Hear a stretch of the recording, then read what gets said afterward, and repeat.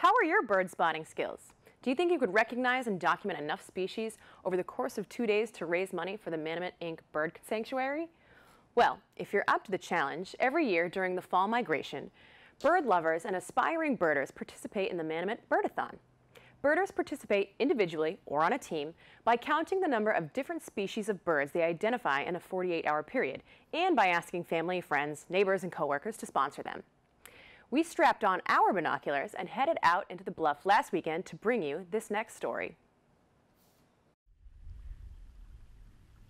We're raising money for Manomet's programs, particularly the bird banding and the education programs. And since we're a bird place, and we're talking at the Bird Observatory here right now of Manomet, we thought we'd base this fundraiser on birds. And so all we do during the 2 days, today and tomorrow of this weekend, is we try to see as many different species of birds as we can. And some lovely people from all around, not all just our friends and relations, but lots of good folks, will either pledge us a certain number of amount of money per bird, or give us a donation for this Bird-A-Thon. So it's a fundraiser, it's a fun one, and we get to see lots of different birds.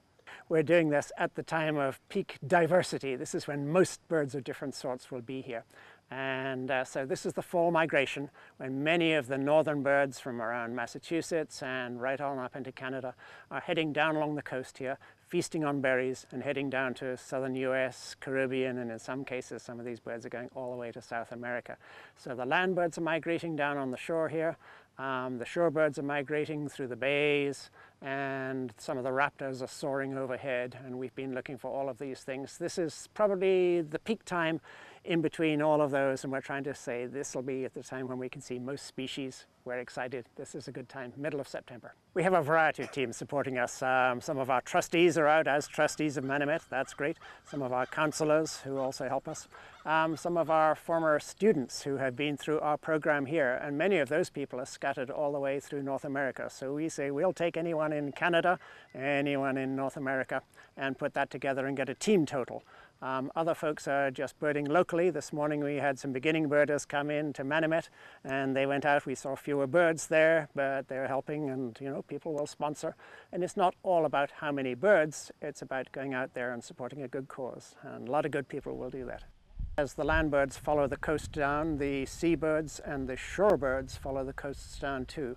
And they stop over in bays like inside Sandy Neck and inside Plymouth and Duxbury Bays. And they are looking for the low tide, and they're feeding in the mud on invertebrates. Or in the case of some of the cormorants that we're looking at right here, they're diving for fish at high tide.